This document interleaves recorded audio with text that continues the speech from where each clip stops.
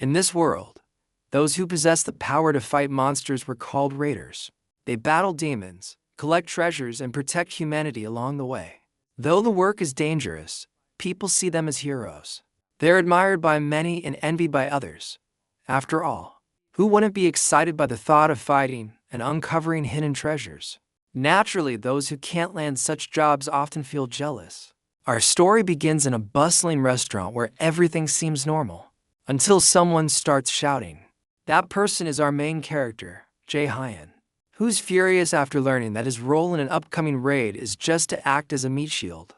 The guy in glasses quickly tells Jae-hyun to calm down, reminding him that he was the one eager to earn quick cash, and this is the only job on the table. Despite dragging his feet, Jae-hyun doesn't really have a better option.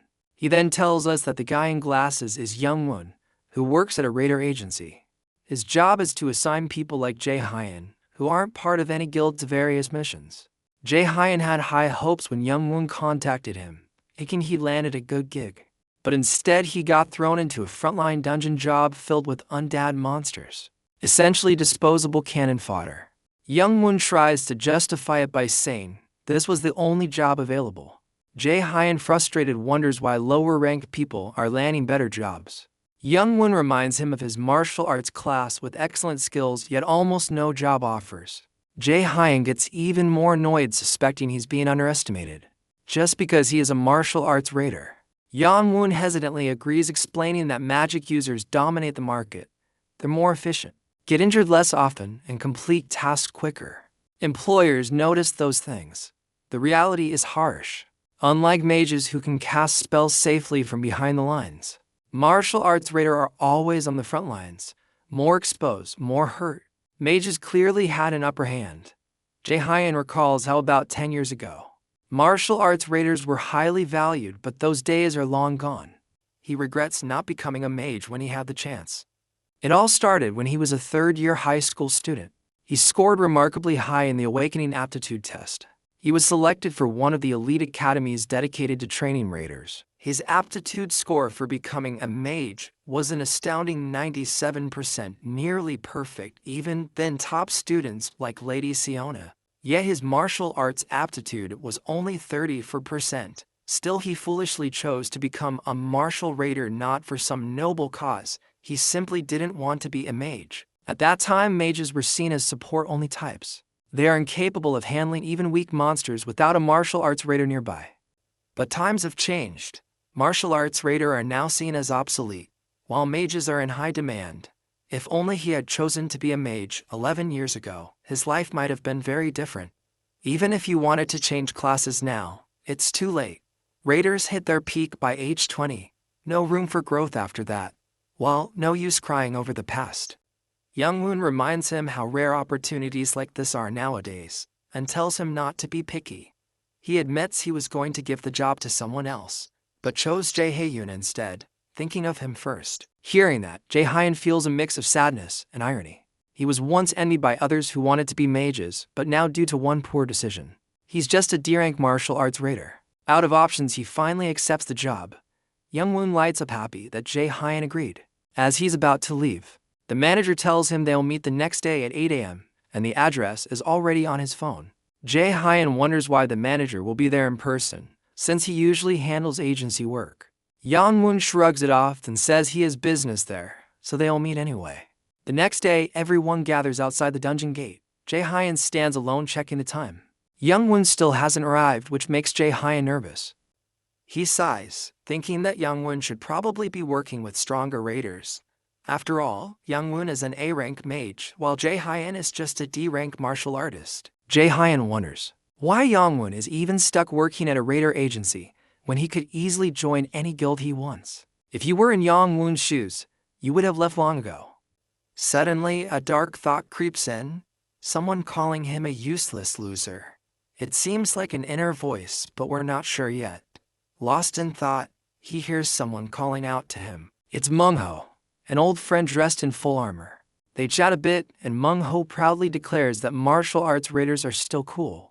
Unlike those fireball-throwing mages he calls useless hobos. Jae-hyun doesn't share the same sentiment. Being a martial arts raider is anything but glamorous these days.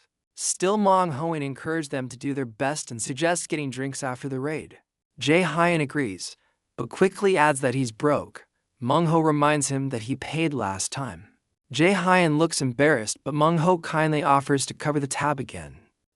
Jae-hyun chuckles and apologizes for always mooching off of him, but deep down, he thinks Manhwa is just too nice for his own good. Suddenly, someone arrives and announces that everyone should gather at the dungeon gate. They'll be entering in 30 minutes. Tension fills the air. No one seems to like this guy giving orders, not even Jae-hyun. The armor guy returns to his team while Jae-hyun checks his phone, anxiously waiting. In dungeons, raiders need to be cautious of two main things. The first one is the treasure. If they stumble upon it, greed can overwhelm them. That's when dungeons tend to test raiders, often with deadly consequences. Most don't survive those tests. The second danger will have to wait because that same guy butts in again. He mocks Jae-hyun, joking that he must be staring at his girlfriend's photo. Jae-hyun brushes it off, but the truth is, he was actually looking at a photo of his mother. After a quiet moment to himself, he steps into the dungeon. Inside, mages stay behind while martial arts raiders move to the front lines. Only mindless schools are charging. Then, a bossy wizard begins shouting at the martial raiders, ordering them to form up, even if it means risking their lives. This is exactly what Jae-hyun hates about the job, being barked at by arrogant spellcasters. Still, he has no choice but to follow orders. Inside, mages stay behind, and while martial arts raiders move to the front lines, the mages begin casting spells, hurling fireballs that scorch the zombies. Jae wonders if these mages are from the Meteor Guild, which was a rookie group not long ago, but it turns out they're not. He figures today won't be his last, thanks to the strong backup. Manhwa takes a quick break, gulps down some water, and says it's finally time to take down the dungeon boss. The old man jokes about aging, saying he can't keep up like he used to. He asks Jae if he's picked up any loot yet. Ranked dungeons usually drop good items. Jae opens his system window to check, but it immediately glitches and a sharp headache hits him. A message appears: Asura system down. Disconnecting user. Another follows. System failed to reboot due to unknown error. Jae has never seen anything like this before. Then suddenly, a strange voice echoes in his mind, telling him to follow the light. He turns and sees glitching messages warning of an unknown entity breaching the system. He's completely lost. The old man notices and asks if something's wrong. Jae says someone told him to follow the light. Right then, tiny glowing orbs appear in the air, and only Jae can see them. He wonders if these lights are what the voice meant. Despite confusion, he follows them. The old man watches, puzzled by Jae's strange behavior. Jae insists he'll be back soon and heads off alone. After walking for a while, he finds himself in a hidden area. A system window appears, declaring that the ACR system is disabled and no status data can be loaded. He tries interacting with it, but it's unresponsive. A new notification says the system is partially damaged and will attempt to reboot in safe mode. Jae scratches his head. Since awakening at age 10, the system has never failed, not once in 17 years. He wonders if that voice he heard is related to the system glitching out. Messages keep repeating, but he presses on, following the light. He starts to think something deeper is changing within the system. For context, the Asura system is believed to be named after the Aesir gods of Norse myth like Odin and Thor. It supposedly appeared in 2011, during the year of disaster, as humanity's last line of defense. That year, an enormous tree suddenly sprouted in the center of the Pacific Ocean. It soared to unimaginable heights in just 9 days, and casting a foreboding shadow over the world. This terrifying tree was none other than Yggdrasil, the legendary world tree of myth. When Yggdrasil fully bloomed on the 9th day, chaos engulfed the globe. Waves of monstrous creatures descended upon humanity. Half of the global population perished, while the survivors faced famine and relentless plagues. Amidst the despair, true heroes emerged, wielding divine powers that brought a faint glimmer of hope. People gradually awakened to the ACO system, becoming raiders to battle the monstrous threat. From that moment, Asura became humanity's ultimate weapon. But now our hero suspects the Asura system may be changing, and not for the better. As he reaches a dead end, he suddenly spots a green door. Shocked at first, a smile soon spreads across his face. He realizes he's found a treasure gate. Treasure gates are secret chambers hidden within dungeons, incredibly rare even in high-level zones. They're known to house special items and valuable materials worth millions of won, the local currency. Jae-hyen's mind races as a rank or higher equipment piece could completely turn his dull life around. He silently prays for luck as he steps inside. The interior feels surreal, like a heavenly registration office. On a pedestal lies a radiant item. Jae-hyen had only heard rumors of such places, but never imagined he'd stumble into one himself. Overjoyed, he reaches out. As his fingers touch the object, a barrage of system notifications appears. The first confirms he has restored a damaged system feature. The second reveals a newly discovered item. The third invites him to view the item's details. Grinning, Jae-hyen believes his prayers might have been answered. The item turns out to be Odin's lost eye, a mythical ranked artifact. This legendary item, once sacrificed by Odin at Mimir's well for wisdom, grants its wielder access to rune writing and the ability to reverse engineer or destroy magic. It's the only mythical ranked item in existence, and once equipped, it becomes permanently bound to the user. The eye shines so brightly that Jae-hyen can't look directly at it. As he checks the system panel, he learns about its active skill, absolute calculation, an X-ranked ability that deconstructs and neutralizes magical structures. The mana cost depends on the rank of the magic being destroyed. Mastery of rune magic allows the user to wield full-powered magic without incantations. It also enables the use of blank cards to copy opponents' abilities.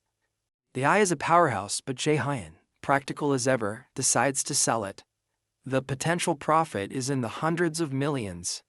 No more grunt work or meat shield duties. However, he's tempted to try it on just once. But the system immediately warns him, once equipped, it cannot be removed. Knowing he's already past the prime age of 20 for using such gear effectively, he chooses not to wear it. After this fortunate encounter, he returns to his party. Meanwhile, the old man reassures the group that Jae-hyen will be back soon, and right on cue, he arrives. Jae-hyen quickly apologizes for being late and promises it won't happen again. As the group prepares to move out, the old man pats him on the chest, encouraging him. Jae-hyen responds cheerfully, saying he'll be treating everyone to drinks tonight. The old man, is surprised, scratches his head. Something has clearly changed in Jae-hyen. Inside a dungeon where laws don't apply, revealing the discovery of such a powerful item could be fatal. Even trusted companions wouldn't hesitate to kill for it. So Jae-hyen keeps quiet. Suddenly, the ceiling cracks. Before the leader can give orders, it collapses. Jae-hyen instinctively leaps backward, crashing to the ground. Purple mist floods the chamber, and party members begin coughing violently, blood oozing from their mouths. Jae-hyen immediately covers his face and runs, yelling for his friend to flee, because the fog is poisonous. But he freezes at a horrifying sight. His friend is impaled by a sword from an unseen attacker. With his last breath, the friend urges Jae-hyen to run. In shock, Jae-hyen escapes, realizing this was a planned ambush. As he catches his breath, his face drenched in sweat, he's completely baffled. Why is someone trying to kill him? Then he senses someone behind him. A fiery arrow suddenly blasts into the ground ahead of him. The attacker steps into view. It's Young-won, someone he recognizes immediately.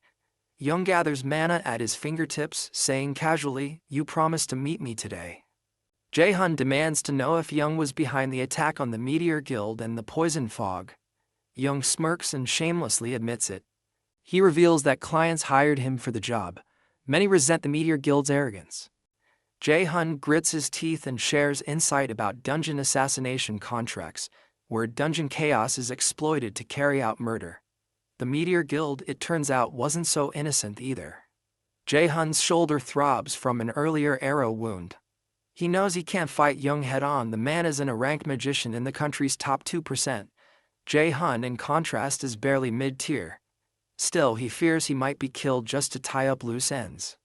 As a sense of justice stirs within him, especially for his comrade Manhwa, Jae-hyen knows now isn't the time for reckless moves. He promises not to tell anyone. But Young ignores him and attacks again, firing chains of flame. Jae-hyen barely dodges but gets grazed. 1 second slower and he'd be dead. As Young relentlessly attacks, Jae-hyen wonders why he's the target. He's just a daring raider. Bruised and battered, he hears a voice in his head mocking him again, the voice of his father. Suddenly, a terrifying realization strikes. Could his father be behind the assassination? Jae-hun blurts the question out. Young freezes, then begins laughing maniacally, confirming it. Jae-hun's thoughts flash to his mother, the grief. The day her lifeless body left him in tears. He asked Young, did his father order her murder 5 winters ago? Grimly, Young confirms it. Jae-hun can't comprehend why a father would do this. Young fires another arrow, mocking Jae-hun's situation. He conjures several more fiery projectiles, preparing to end it. But Jae-hun activates Odin's eye. The confident smirk on Young's face vanishes. Magical energy surges inside Jae-hun, growing rapidly. Young panics. He launches a fire arrow, expecting Jae-hun to flee, but it disintegrates mid-air. The eye has fully awakened. The system confirms it. Jae-hun smirks, feeling the power coursing through him. A notification pops up, blank card ready. Young is stunned. Jae-hun copies Blitz's chain, Young's own signature spell, and vows to bring him a painful end.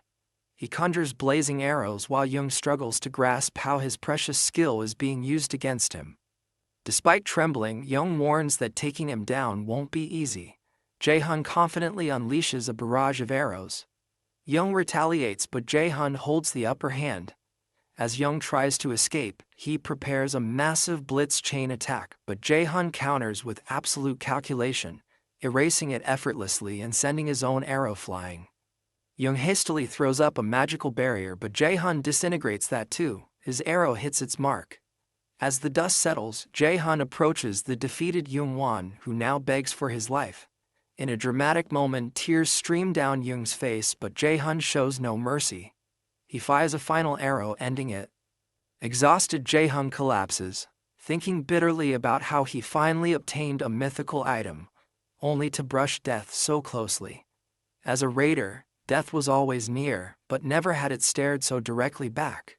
Now that he's staring it in the face, it's a whole different feeling. He starts feeling that coldness creeping in. Then, out of the blue, a system window pops up talking about a new download. It offers him a way out if he activates. The system reveals that Jae-hyun can now leap back in time, fully aware that he's moments away from death anyway. The resigned yet determined smirk, he simply says, "Yeah, sure, let's do this." At his command, a new system called Nornir activates. Suddenly, we're transported to a surreal scene. Divine, ethereal women appear, speaking in a mysterious language far beyond our comprehension. One of them, a blonde figure, reaches out, possibly grasping Jae-hyun's hand as the next chapter begins to unfold. Just as the scene unfolds, the once friendly blue system windows suddenly shift to a menacing shade of red. A chilling notification appears. Our hero has officially become a major enemy of the High Aesir. Along with that, he gains 2 passive skills, but now, half of the Aesir gods are watching his every move. In the blink of an eye, Jae-hyun jolts awake in his bed, eyes wide with terror as if he's just seen a ghost. His surroundings feel surreal, like he's caught between 2 realities. He lifts his hand and a small red flame-like orb begins to flicker in his palm. The system calmly informs him that he's successfully returned to the chosen point in time. Suddenly, vivid memories flood his mind, his mother's lifeless body. The fierce confrontation with young Won, then, as if by miracle, he sees his mother again alive. Without hesitation, he throws his arms around her, holding her tightly, unwilling to let go, silently begging that this isn't just another cruel illusion. But this time, it's real. Later, back in his room alone, a sharp pain in his chest yanks him back to the present moment. The system confirms. The current date is November 15th, 2020. His regression has been successful. His body has already healed by 20%. Gasping for air, Jae-hyun glances around, heart pounding. Everything is familiar. He's home, no dream, no illusion. This is real. A system notification appears presenting a quest titled, "Rest is the Mother of Success." The objective is straightforward. Jae-hyun must rest until he's fully recovered. If he completes this task, he'll be rewarded with a valuable blank card. Letting out a deep breath, he tries to steady his nerves. Thoughts race through his mind. He remembers how he died fighting that man, and somehow, the system brought him 11 years into the past. He's now back in the 3rd year of middle school. Curious, he checks the calendar and confirms it. He hasn't enrolled in Mills Academy yet.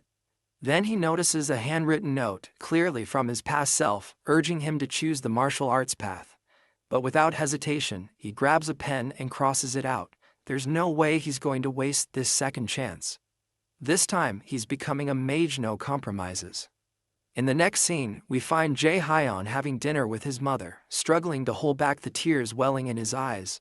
She watches him closely, concerned by his unusual behavior. Earlier, when she came home, he had embraced her tightly and cried without explanation. Sensing something's off, she gently asks if anything is bothering him. Forcing a smile, he brushes it off, saying it was just a nightmare. But deep down, he knows those memories of her death are no mere dreams. Finally, he musters the courage to speak. He tells her there's something important he wants to talk about. She listens attentively, already suspecting that he may be hesitant about enrolling in Mu's Academy. Understanding the intense competition and danger involved in that path, she reassures him that it's okay to choose a regular school. Instead, she won't push him. But to her surprise, Jae-hyun reveals that he actually wants to switch majors and pursue the magic class. His mother laughs softly at the sudden shift, startled but supportive.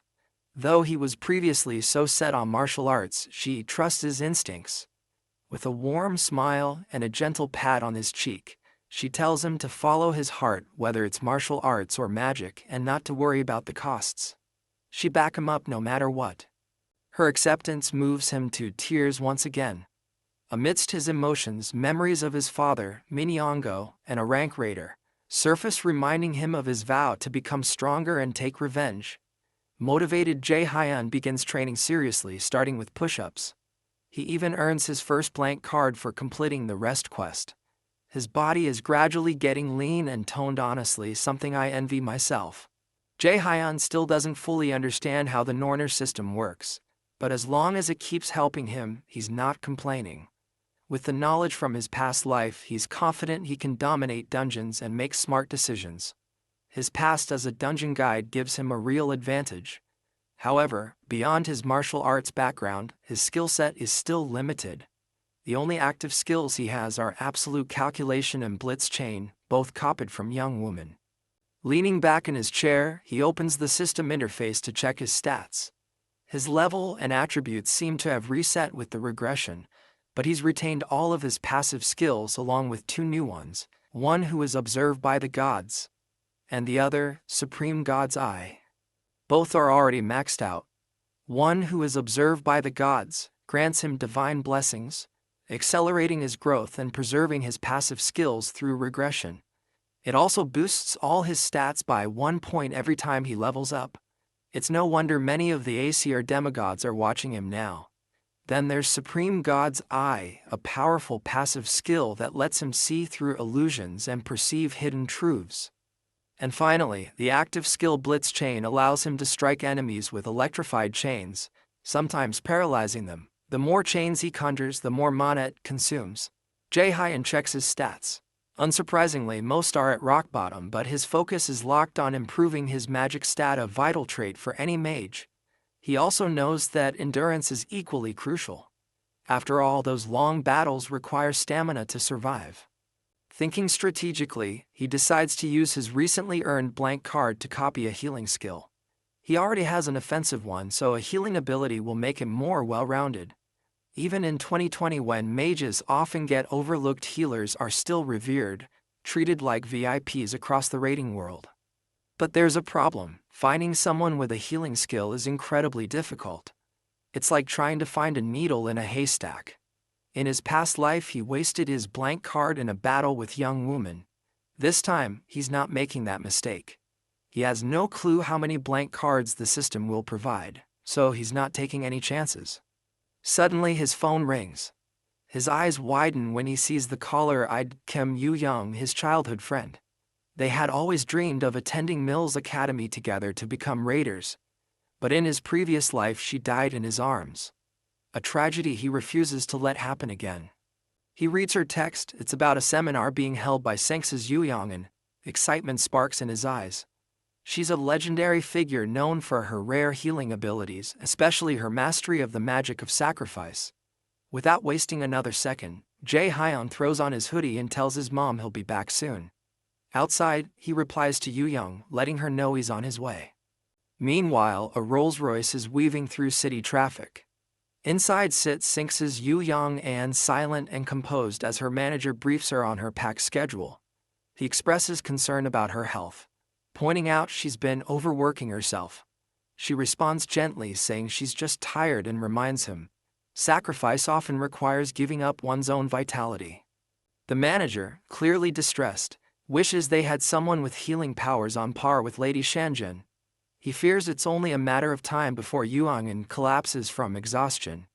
Back at the event venue, Jae-hyun and Yoo-young arrive. She's practically dragging him through the crowd in her eagerness. He playfully teases her, asking if she brought him just because she was scared of getting lost. Embarrassed and flustered, she denies it, but her silence speaks volumes. He chuckles again, poking fun at how someone so smart could have such a terrible sense of direction. Though she gives him a hard time, he silently thanks her. This seminar could be life-changing. If he can copy Yoo-young's sacrificial healing skill, it would catapult him to the top-tier ranks of Korea's rating world. As the crowd settles into their seats, they're both awed by the scale of the audience. But it's no surprise. Yoo-young is the Guildmaster of Lotus, a national icon and one of the best healers around. Unlike other high-ranking raiders who treat allies as expendable, she prioritizes the safety of her team. Then she appears on stage, greeted by thunderous applause. Jae-hyun waits for the perfect moment to act. He quietly mutters that in just 2 months, she fall critically ill during a dungeon raid due to overusing her sacrificial magic. He believes he's the only one who might be able to save her if he can successfully copy her skill today. While he's deep in thought, Yoo-young is fangirling hard, which mildly annoys him. On stage, Yoo-young begins her address. She talks about the world's current chaos, how Yggdrasil's tree and monsters are devouring lives. Still, she offers hope, reminding everyone that awakeners are humanity's last line of defense and encourage them to become raiders.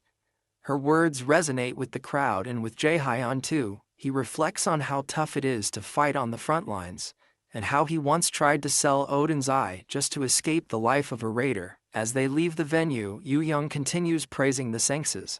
Jae-hyun can't resist teasing her again, saying he already called her mom to pick her up because of her poor sense of direction. Annoyed, she offers him a ride too, but he declines, saying he has other things to take care of. Before leaving, he casually mentions that he's changed his career path and is now fully committed to becoming a mage. He also hints that he'll need her help in the future. Then, without further explanation, he walks off, leaving her confused and a little hurt.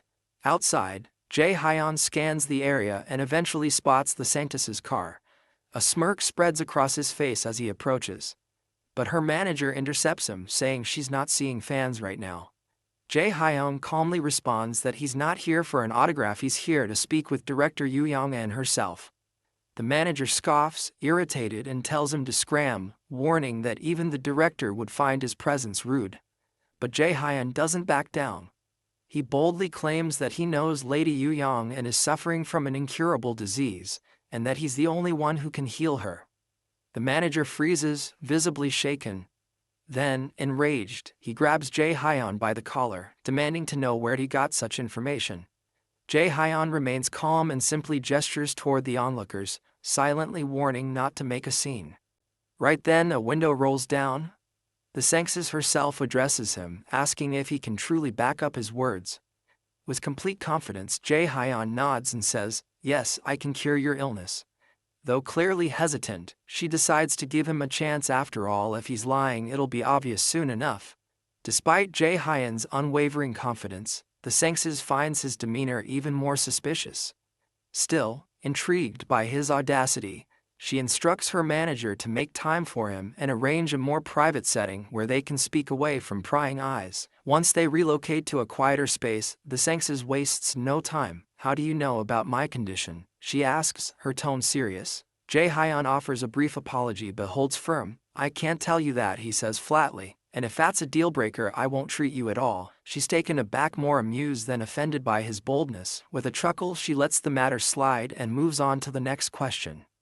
"Then tell me," she says, eyes narrowing, "how exactly do you plan to treat me?" Jae-hyun doesn't flinch. "I intend to copy your sacrifice skill. that silences the room. The Senses is visibly shocked, but her manager is the first to react, bursting out in anger. Do you even understand what you're saying? That skill is unique, you can't just copy it, he barks, clearly at his limit. Do you even know what a unique skill means? That kind of power belongs to Lady Yu Yang and no one else. Before we go any further, here's some context on unique skills. They're classified as is ranked the highest tier of abilities in the world. These skills can't be learned from manuals or shared through training. They're either inherited by bloodline or manifested through intense personal evolution. The formulas behind them are incomprehensible and unreplicable. In other words, they're one of a kind, meant to remain exclusive to the individual or their lineage. Jae-hyun raises a hand, calming them both. His voice is steady, firm. I know exactly what I'm saying, he says. If I didn't understand the nature of unique skills, I wouldn't have come here at all.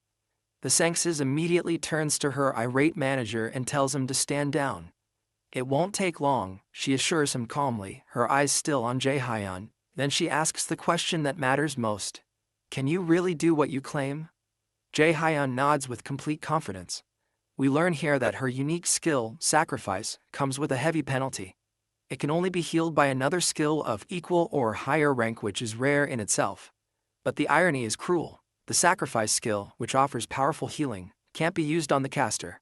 It requires an offering to the gods, meaning she's incapable of healing her own body with it. Despite her lingering doubts, the Senses gives Jae-hyun permission to proceed.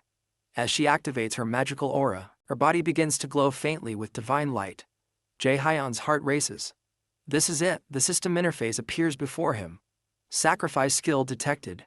Would you like to register this into your blank card? Without hesitation he answers, yes. The skill copies successfully, and Jae-hyun immediately activates it. A radiant golden light forms in his hand, the power of sacrifice now his to command.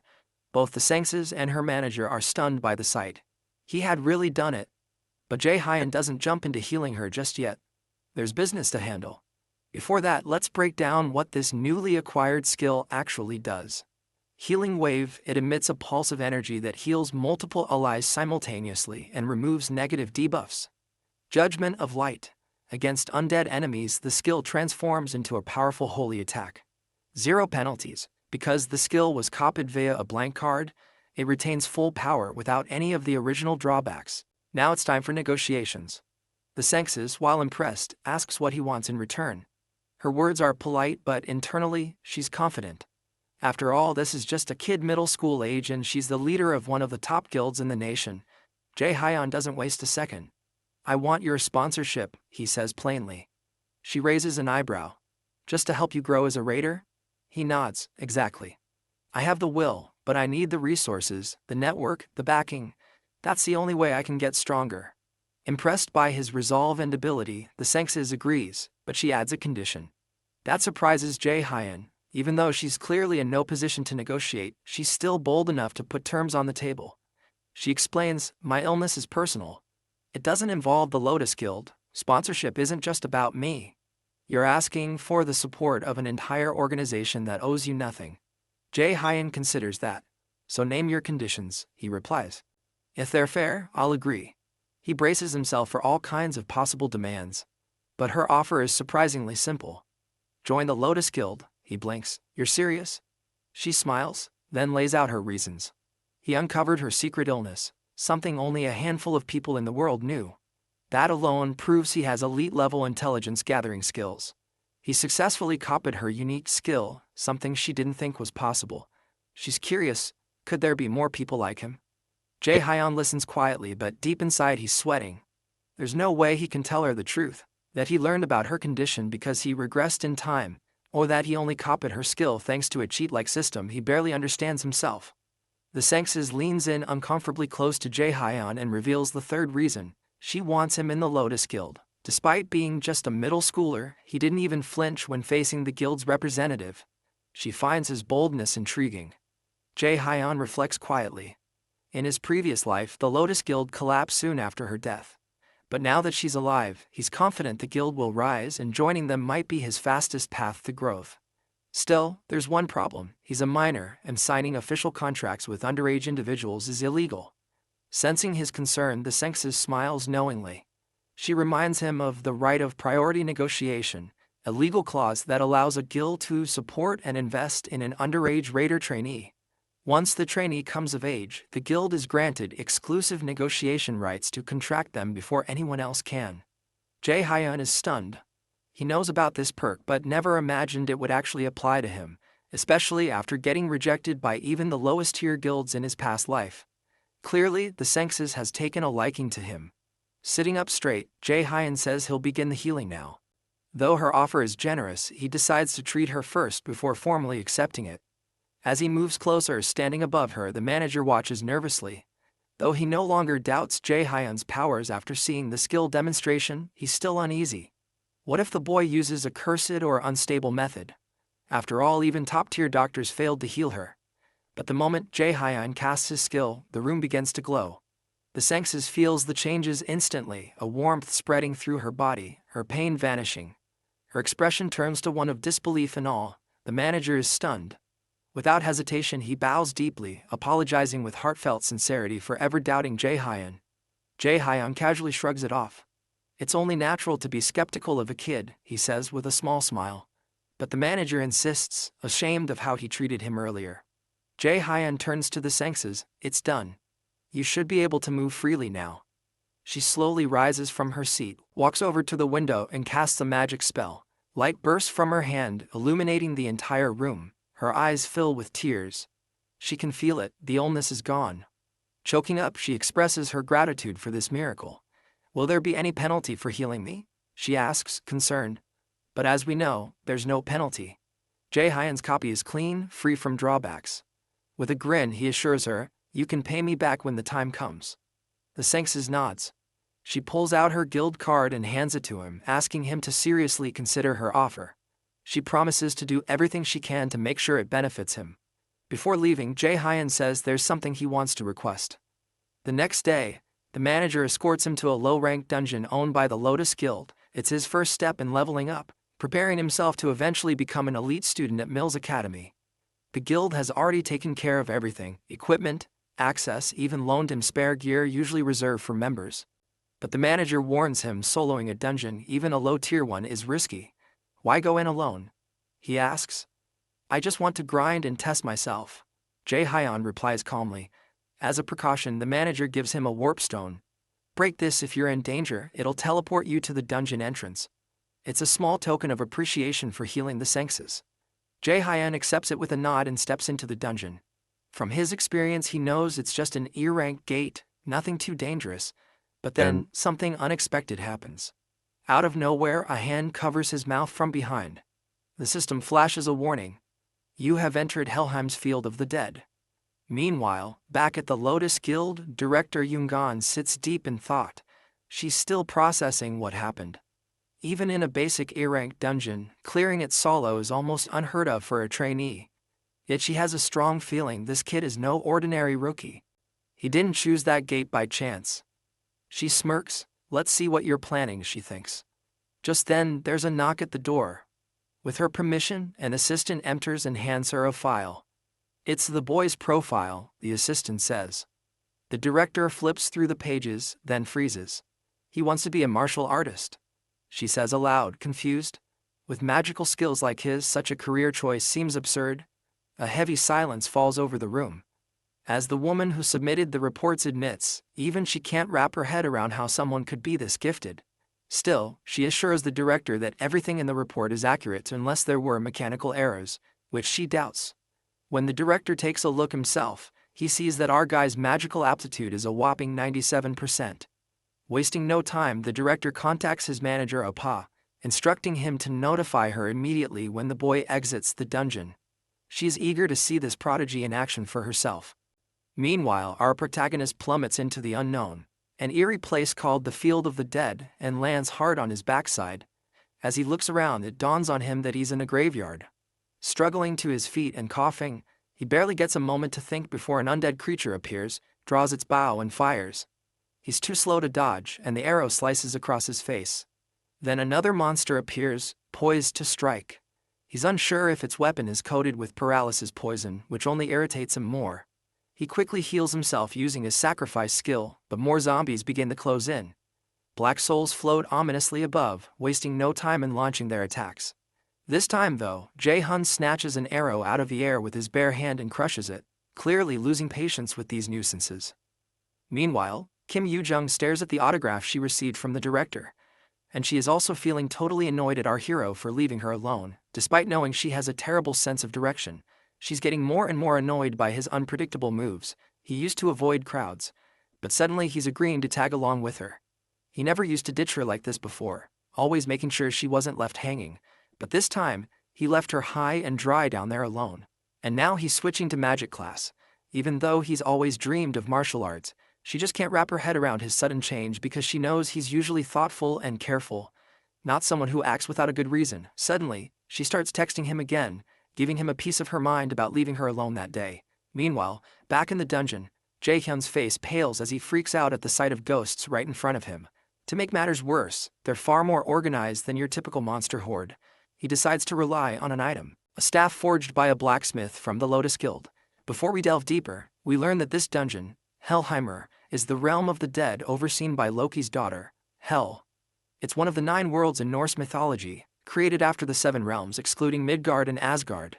These worlds include Niflheimr, the world of fog and ice; Muspelheimr, the world of flames; Jotunheimr, the world of giants; Alfheimr, the world of elves; Svartalfheimr, the world of dark elves; Vanaheimr, the world of the Vanir gods; and the coldest and darkest of all, Niflheimr, where Helheimr exists alongside it. This place is a total nightmare for newbies, but our hero's pumped to test his skills. He decides to whip out Goddess Nora's sacrifice skill. When he uses it on dead monsters, bam! It transforms into this epic area of effect attack called Judgment of Light. The monster jumps him right away, but our hero's quick to smack it down with his wand, sending the monster flung backward. He gears up with Blitzfire and blasts the monster to smithereens, bagging 70 XP for knocking out the Death Wraith.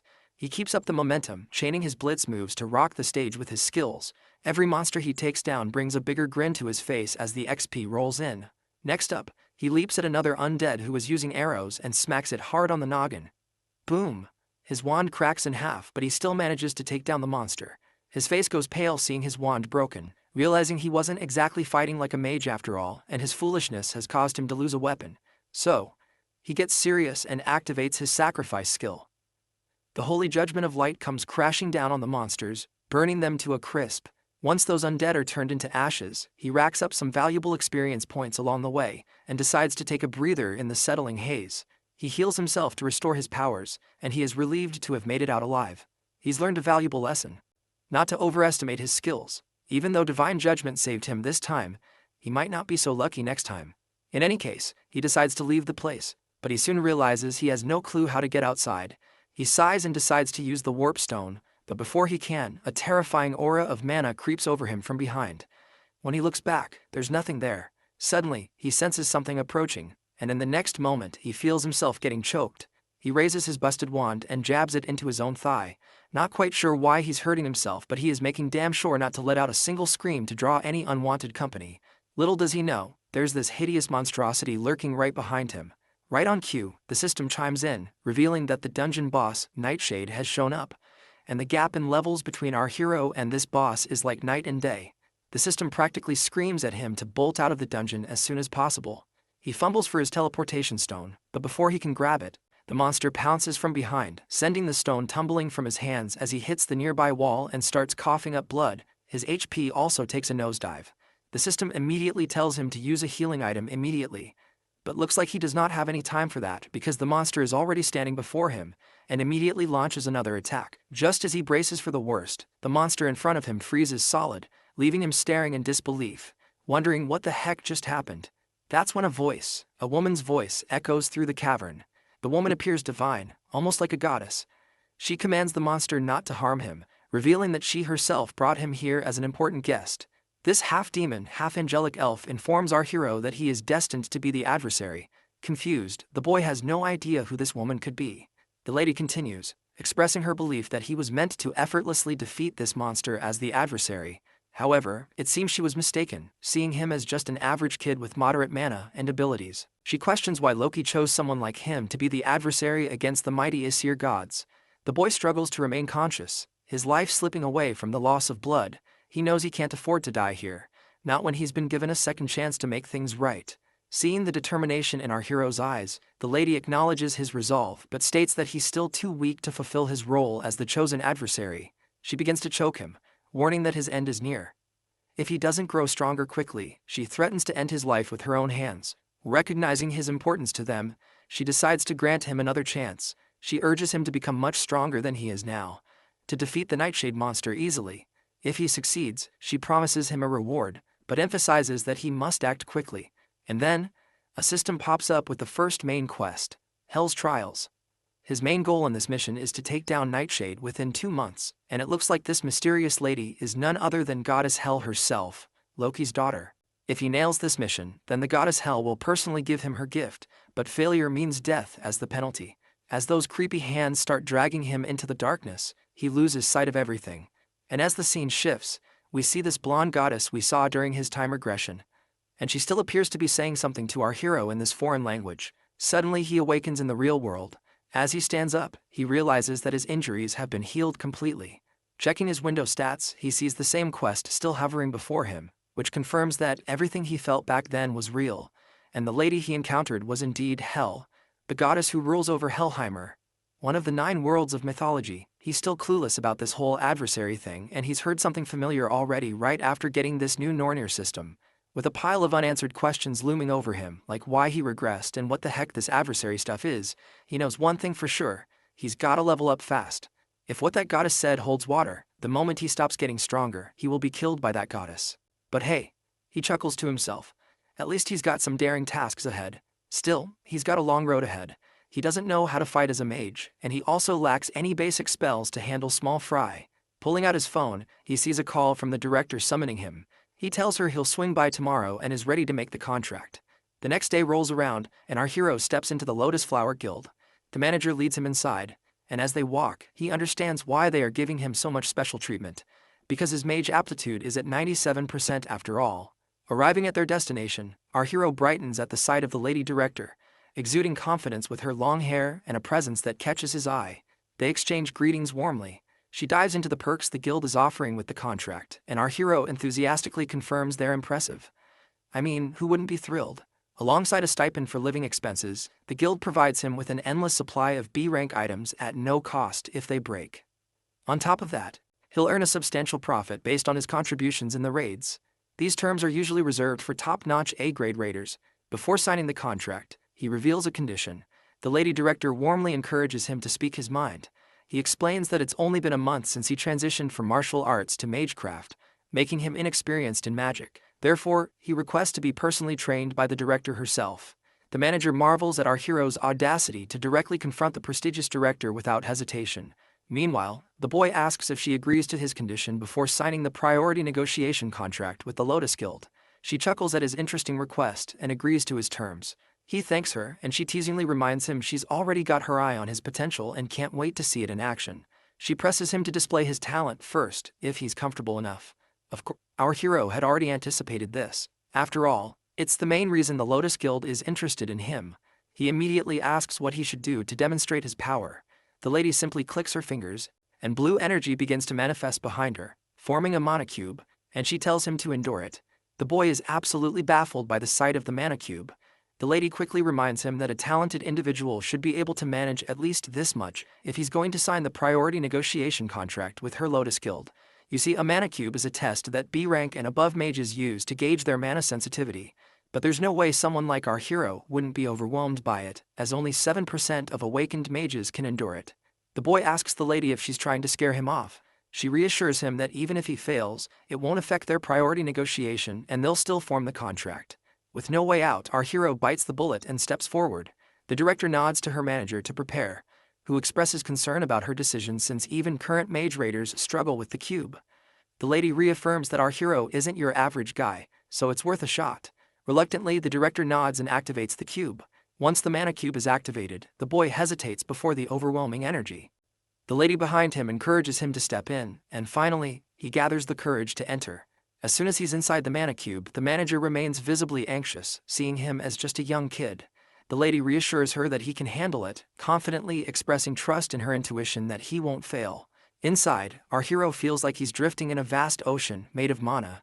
Surprisingly, he can breathe normally, alleviating his earlier concerns about getting sick from prolonged exposure to thick mana, which could even lead to death during the test. He searches for a way out, recalling that the only escape from the mana cube is finding the singular door connected to the outer world among countless whirlpools. He gathers his resolve, searching for a way out within the mana cube. Suddenly he senses something unusual, an unassuming crystal tucked away, pulsating with immense magical power, as if containing the entire essence of the great ocean of mana. Meanwhile, the manager remains anxious while the lady continues to chuckle. Anxiously, the manager asks how long it typically takes. The lady mentions the fastest exit from the cube is 40 minutes, a record high. Upon hearing this, the manager bluntly states it'll either end in our hero's death or he'll set a new world record. The lady agrees, albeit confidently expecting the latter outcome. Their eyes widen as they witness the crystal starting to fracture. Shocked, the manager grabs his phone and realizes only 10 minutes have passed since our hero entered. While the spectators anticipate what's happening inside, our hero senses the immense power of the crystal and grins, thinking that breaking it might just be his ticket out. With determination, he swims towards the stone, clenches it tightly in his fist, and shatters it into pieces in a swift motion. As cracks begin to spread around him, a system notification reveals that he has acquired a passive skill called Crystal of Mana Operation. Suddenly, the mana cube collapses, leaving both spectators in a mix of terror and awe. This kind of test typically takes an hour for an S-rank player, but our guy smashed through it in just 26 minutes, shattering the record held by the European Union's Camilla, a genius mage noted in the World Guinness at 36 minutes. The manager immediately walks forward, shaking our hero's hand enthusiastically and showering him with praise. The lady also joins in, but her curiosity is piqued about how he managed to shatter the cube so quickly. The boy explains that he found a crystal inside the cube and broke it. The lady is shocked to hear this because a mana cube crystal contains all the magic power within the cube, and it's incredibly rare for anyone, especially a regular awakened person, to find or break it. The fact that our hero not only found it but shattered it suggests that his mana capacity exceeds that of the entire cube. She bursts into a moment of happiness and immediately vows to help him become the greatest mage in the world. The scene transitions back to Lady Kim Yoo-jung, who is visibly upset that Jae-hyun is still late. Our hero's mother stands beside Kim Yoo-jung, confirming that he's indeed late and not answering calls either. Suddenly, a familiar flashy Rolls-Royce grabs both ladies' attention. They're stunned to see our hero stepping out of such an expensive car, completely blowing them away. How could he afford something like that? Jae-hyun immediately notices the ladies and waves happily. While his mother is anxious, concerned if her son is involved in something shady, Lady Kim is livid to see him lounging around. Once they're settled in the room, the girl jumps straight to demanding answers, asking why he switched to magic class. Our hero casually explains that martial arts just wasn't cutting it for him anymore, and he already filled out all the paperwork for the magic track. She keeps pushing for more details about his decision, but he flips the script and asks why she's dropped by. He then asks if her parents are off at work, to which she nods, explaining that's why she's crashing for the night with our hero's mom's blessing. We then learn that her folks work in a monster processing plant, shipping creatures abroad, which keeps them moving, and whenever she's left alone, she tends to hang out with him, since our hero's mother is a good friend of her parents. Moving forward, the boy asks her to teach him the theories of magic now that he's in the magic class. The girl demands to know what she'll get in return.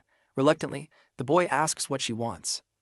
The girl admits she doesn't have anything specific in mind at the moment. After thinking for a bit, she decides that he must grant her one wish. The boy agrees but adds a condition. Her wish must be made within a year, or it expires. The girl agrees, somewhat annoyed, while the boy privately bets that she'll likely forget about it within a year. Teasingly, the boy asks what kind of wish she might have in mind, but the girl, now visibly annoyed, tells him to shut his yapping.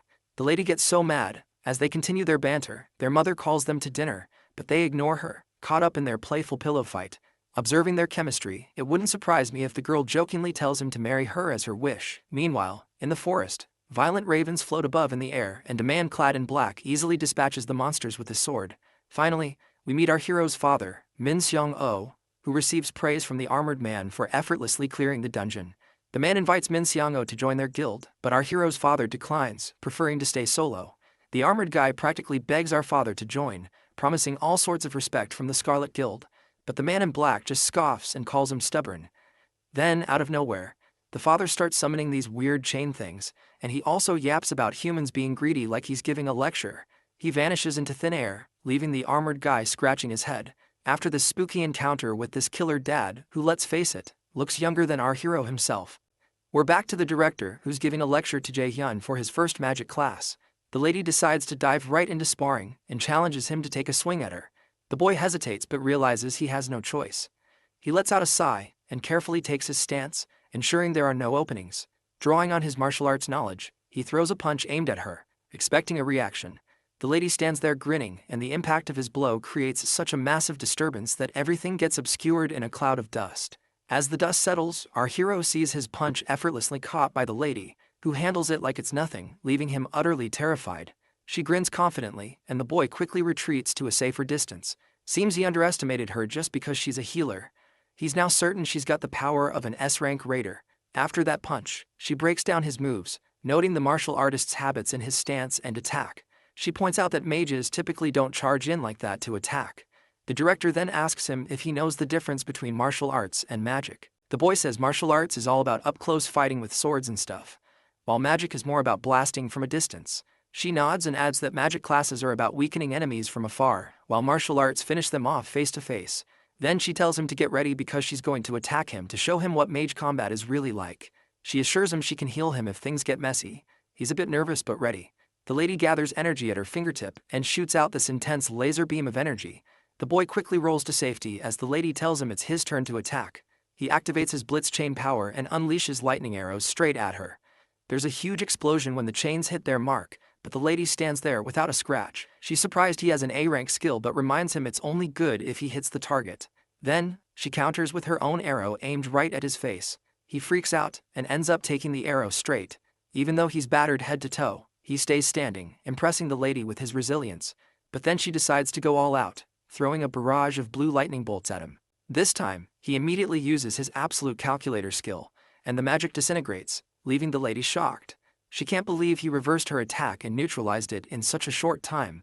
The lady is once again amazed and asks him if there are any more surprises he's hiding. Our hero just tells her to find out for herself, and with that challenge, the ground right in front of her starts crackling with intense energy. She takes a direct hit but manages to deflect it with her hand, though her hand trembles from the impact. She's absolutely baffled at how he managed to cast this attack so fast. Meanwhile, he sends a barrage of arrows her way, but she quickly throws up a shield to protect herself. She's curious why he's casting magic without chanting, as casting for a mage typically requires a deliberate process. Experienced mages can reduce the chant for lower-powered spells, but each of his attacks is just as potent, making her doubt he's casting without uttering a single word. On the flip side, our hero's almost wiped out and can't muster enough mana to keep attacking, so he just blurts out that she's a monster for being so resilient. The lady strolls up to him with this smirk, saying he's an interesting kid with loads of potential. But she points out he's still green, catches him off guard, and knocks him to the ground just like that. He's clueless about how it happened, while she just chalks it up to her years of experience. Thinking about his skills, she gives him props for his melee combat game and how he can cast magic without a hitch. She's impressed by his knack for unraveling spells with that reverse calculation trick, thinking he could totally create a one-of-a-kind fighting style. She tells him she's taking him under her wing from now on, officially making herself his teacher. Apparently, he's the first lucky duck to get this kind of VIP treatment of becoming her student. The next scene shows our hero sitting melancholically, lost in thought. His friend snaps him out of his daydreaming with a disdainful aura, and he clicks his tongue, telling her he's listening. It seems she's been munching on ice cream ever since she arrived, which our hero bought for her as a tuition fee. He asks if she's not full yet, to which she replies she could eat it all day, urging him to focus on his studies.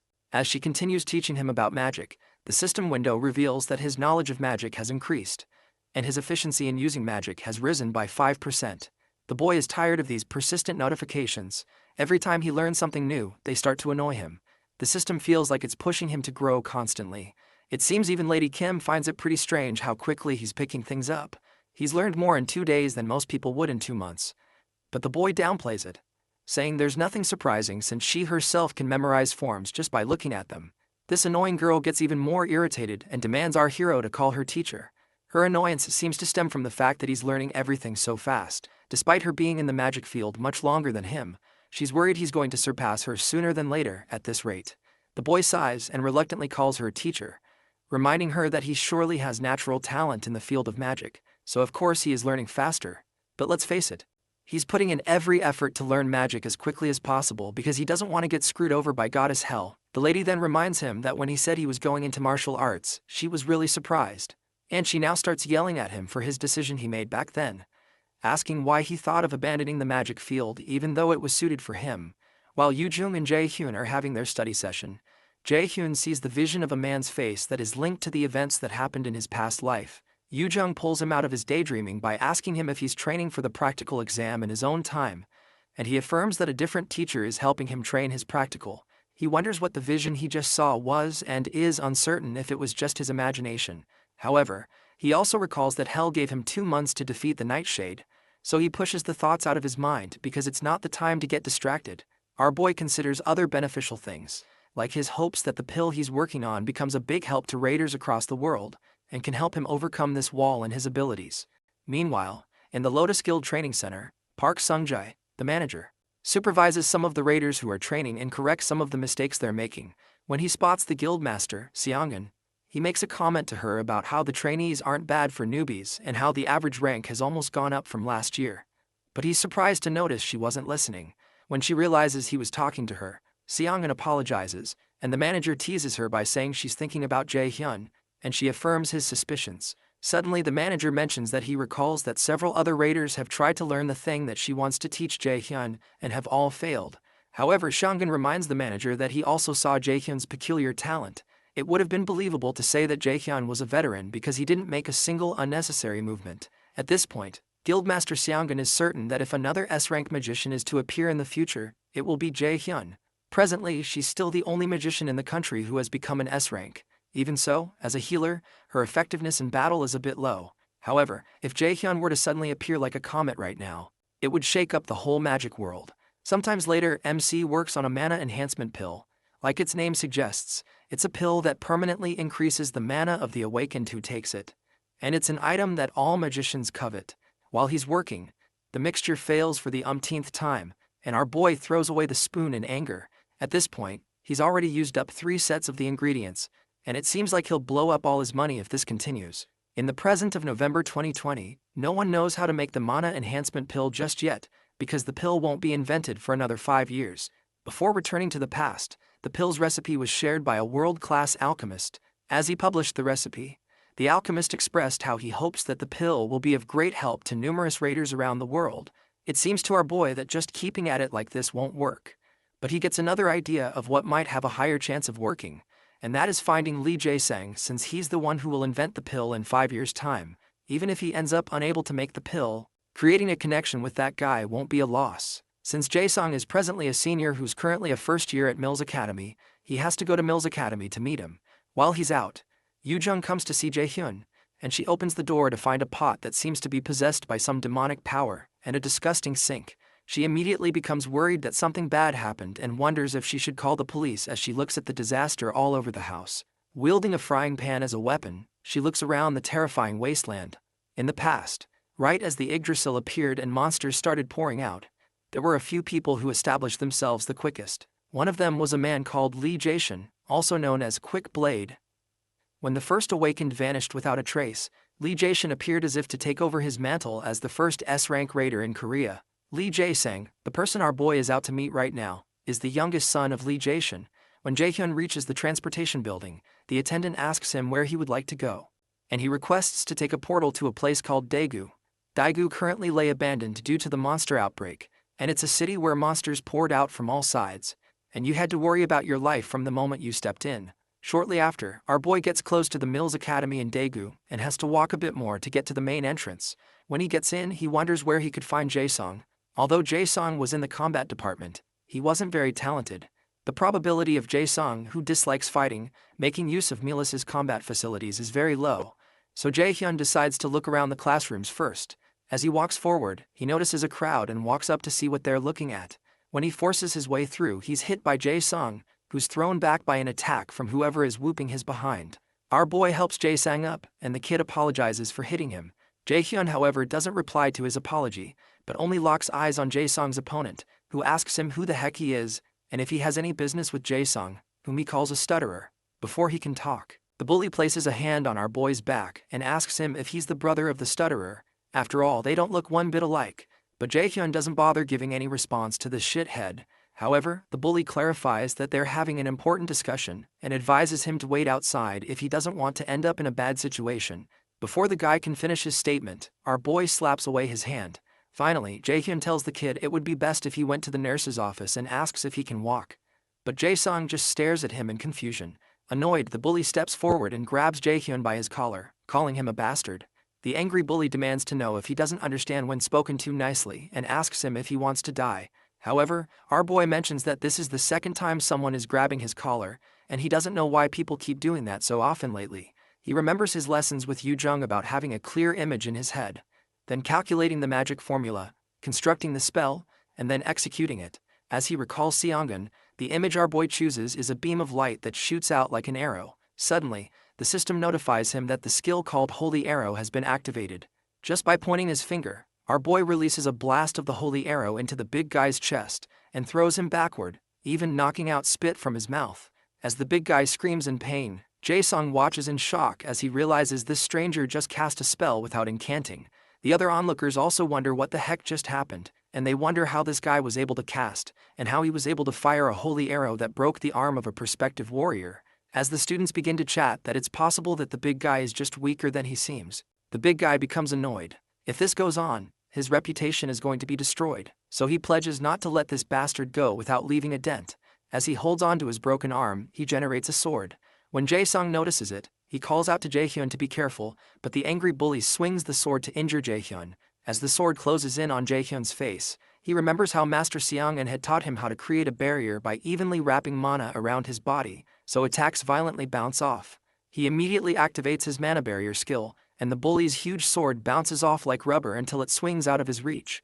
A look of terror crosses the big guy's face, but he's unable to react quickly enough because our boy soon grabs his face and asks him if he's done with his tricks. As the bully attempts to call him a crazy bastard, Jaehyun doesn't let the words fully come out of his mouth before he blasts a holy arrow into his face, violently knocking him backward and breaking his nose. A huge thud occurs as the bully crashes into the ground, and Jae-sang watches in awe as he wonders who this stranger is. When Jaehyun eventually locks gazes with him, the kid shrieks in fear, but Jaehyun only walks past him towards the unconscious bully, who's still enveloped in smoke. Jaehyun crouches near him and he's surprised by how good he got the guy. Soon after, our boy brings out a potion. He regrets having to use the potion he bought for this, but it can't be helped, so he pours it on the injured bully. Immediately, the bully's face completely heals up, and our boy is impressed by its effectiveness. Once that's done, he turns to Jae-sang, who's still pretty shaken up, and proposes that they get going to the nurse's office. As they head to the nurse's office, Jaehyun stops when they reach somewhere where no one can hear them talk. Confused, Jae-sung stares at him, and he suspects that Jaehyun came looking for him because he knows who he is. Eventually, he musters up the courage to ask Jaehyun if his father sent him by any chance. Intrigued, Jaehyun replies that his father didn't and asks how he would know who his father is, but it's clear that Jae-sung isn't buying it. Eventually, Jae-sung asks him why he came looking for him, so our boy informs him that he has a favor to ask. When Jaehyun mentions that he would like him to make a certain pill, Jae-sung becomes shocked and states that he doesn't know how to make things like that. Confused, Jaehyun tells him he's good at alchemy, and when he brings out the potion he used on the bully, he asks Jae-sang if he wasn't the one who sold the potion on the black market. Shocked, the kid wonders how on earth he found out, because there's no way he could have found his information from the black market. Jaehyun knows what's on his mind, and truthfully, he's not wrong because the black market is a transaction system that completely hides the user's identity. The sale of items, product price, recipient and everything else happens through the Esir system, so it can only be secure. Fortunately, the black market works normally with the Nornir system that Jaehyun possesses, which made him able to buy this potion and made things much easier. Once more, Jaehyun asks Jae-sung if he made the potion, and Jae-sung utterly denies it. But our boy immediately tells him he's not very good at lying. Eventually, Jaehyun tells him he completely understands why he would like to hide it, but he explains that he doesn't have much time. Jae-sung recalls how he had listed the potions on the black market, and wonders if it was a mistake to register his potions on the black market. He hadn't thought that things would become like this because he had only done this to try to earn some money. He knows that he's going to die if his father finds out, so to stop that, he bows to Jaehyun and pleads that he keep it a secret from other people. Eventually, Jaehyun explains that he didn't tell him this to blackmail him, but he only needs an excellent alchemist that can help him make the elixir that he wants. After Jae-sung thinks about it for a while, he asks Jaehyun who on earth he is, so our boy explains that he's a prospective student of Milla's academy and calls him senior. Eventually they both sit, and Jae-sung, who's still tense, requests that he tell him about the pill he wants to make. Our boy informs him that he wants to make a mana enhancement pill, a pill that permanently increases a raider's mana. Shocked, Jae-sung gets up and asks him if permanently increasing someone's mana is even possible. Jae-hyun tells him it is. Immediately the kid's engines begin running, and he wonders what kind of ingredients would be needed to create such an effect. As he begins to think of the things that could be needed for the mana pill, Jae-hyun is surprised to notice that the kid's aura has changed, and he's stopped stuttering. Apart from that, Jae-sung was able to guess most of the ingredients just from hearing the effects, which shows he's truly talented. And Jae-hyun decides that he has to win him over. Eventually, Jae-sung stops talking and concludes that it would be better to ask another alchemist since it's such a great elixir. But Jae-hyun refuses because he wants to ask him, and even promises to provide everything he needs.